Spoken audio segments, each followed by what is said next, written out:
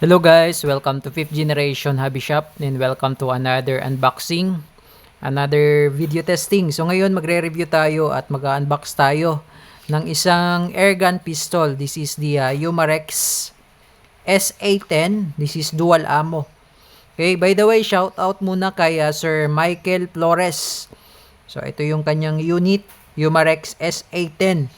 So bago natin buksan, ito yung mga kasama ng unit, okay? Okay, so Sir Michael, ito yung mga kasama. May kasama na siyang steel BBs. This is 200 shots steel BBs. And 200 shots pellets. Ayan, this is 177 caliber. Pointed pellets. So, ito po yun.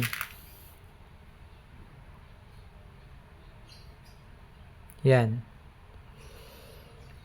Okay. And also comes with the CO2. So, meron siyang kasamang 5 peraso. Okay, Sir Michael Flores. Okay. And then, of course, yung silicone oil.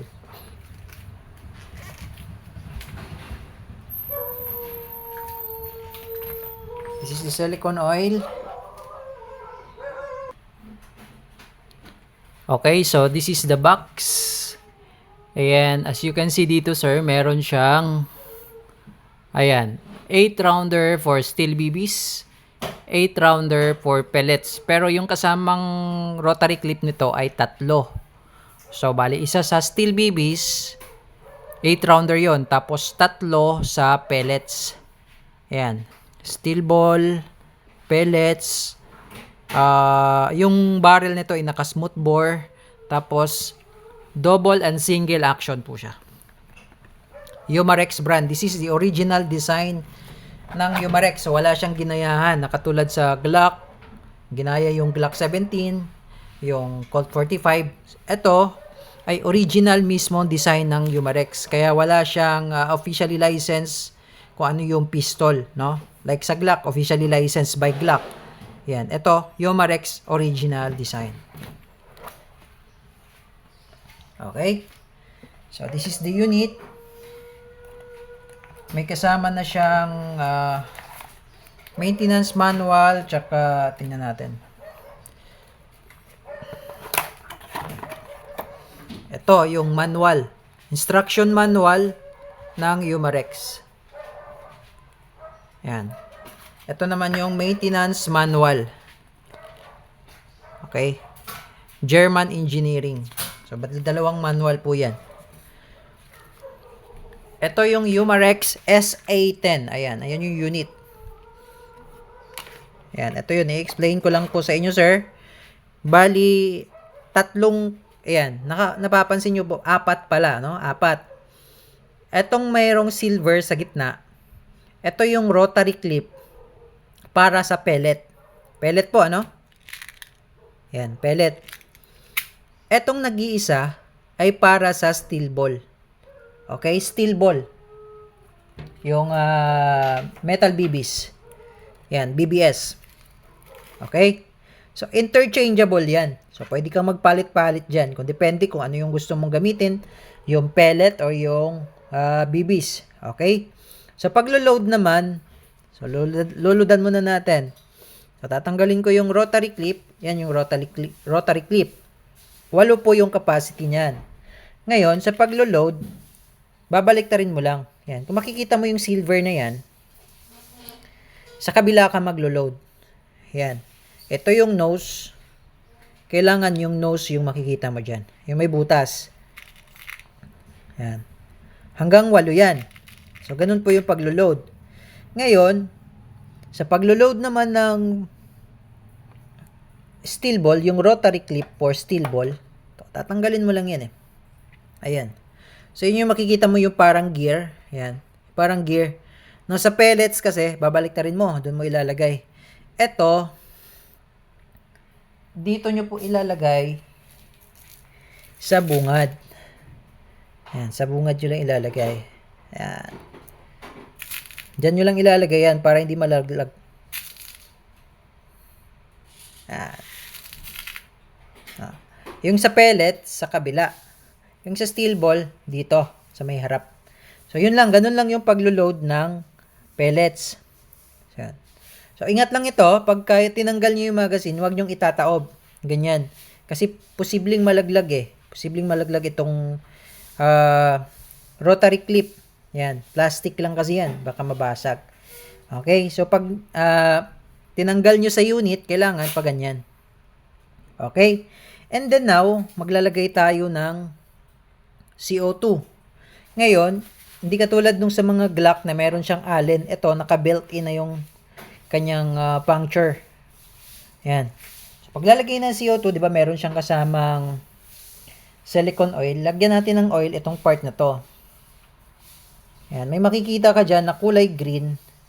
Lagyan mo siya ng langis. Every time na maglalagay ho kayo ng oil. Yan. Kulay green na yan. Yan. Okay. Then, lagay tayo ng CO2. Pasok nyo lang yung CO2. And then, hihigpitan nyo.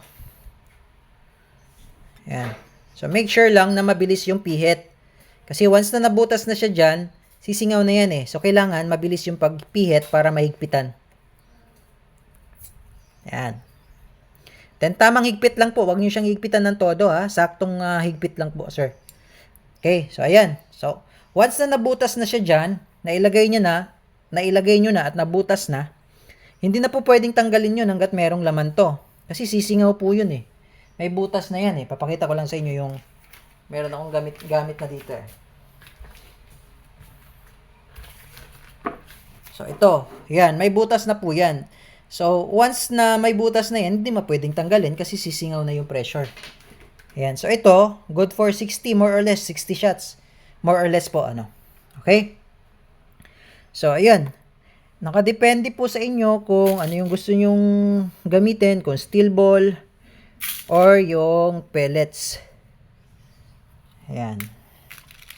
So, uludan lang natin to lahat para matesting. So, bali 8 yan. Every rotary clip, 8 ang laman. 8 pellets at 8 steel ball. So, all in all, pwede kang makapagpaputok ng 24 shots. Kasi palit-palit lang yan eh. Yan. Okay. So, dito yung steel ball. Dito talaga nakapwesto yan. Steel ball. Ayan. Pasok mo siya dyan. Tapos, dito naman yung tatlong para sa pellet. Pero, pwedeng ipalit mo yan dyan. Okay. Pag pinalit mo siya dyan, ito yung ilalagay mo dito. Okay, ayan. So, ayan. Pakita ko lang sa inyo. May kasama pala siyang cleaning rod. Pwede rin panundot ng bara yan. Ayan. Pakita ko lang sa inyo yung unit. Ayan. SA10. Meron siyang gold finish na barrel.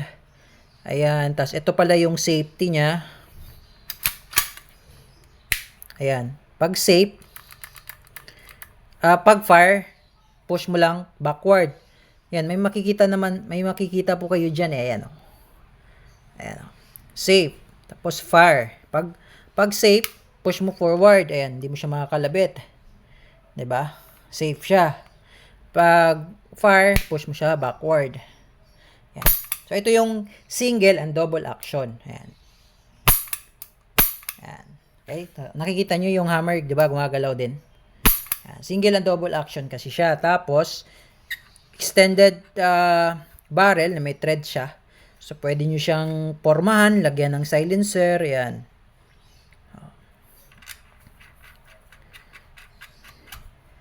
Yan. Pwede rin siyang lagyan ng flashlight. Yan, flashlight kasi meron siyang Picatinny rail. Tapos, pansinin nyo rin yung kanyang sight. Ang ganda, oh. Oh. Okay, original design ng Umarex.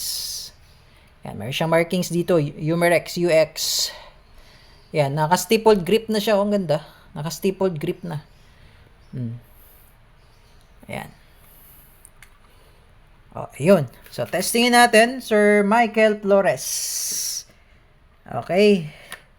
Load lang. Yun, yung kanina, yung sinabi ko po, pagka i-release nyo yung magazine, pag ganito.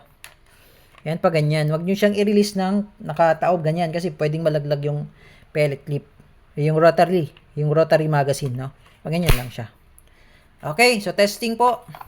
Umarex SA10 dual ammo airgun pistol. CO2 powered. Original design ng Umarex. Okay, testing Sir Michael Flores SA10 Umarex. So, steel ball po yung nakasalang dyan.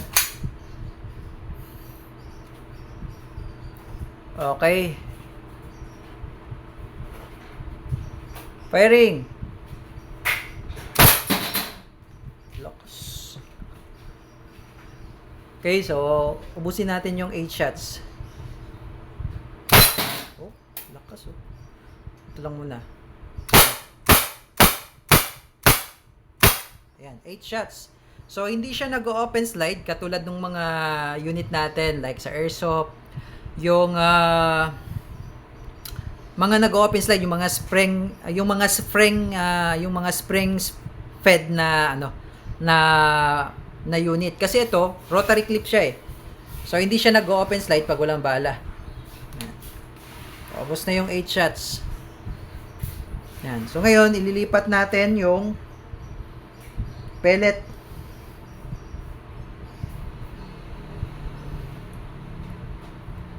So, yan. Ilagay ko yung pellet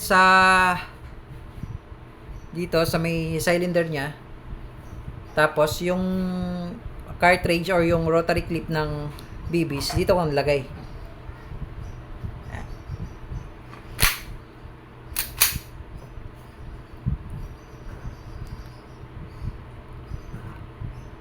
Firing. Oh.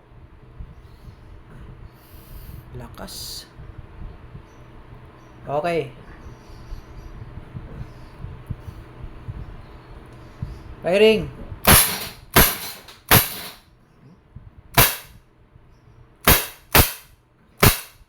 Okay, wala na. So, 8 shots. Ganda.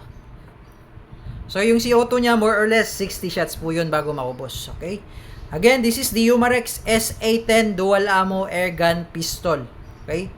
Yan. Sa mga interested po sa unit na to, ilalagay ko po yung description, yung details sa description. Check nyo na lang po. Thank you and have a nice day.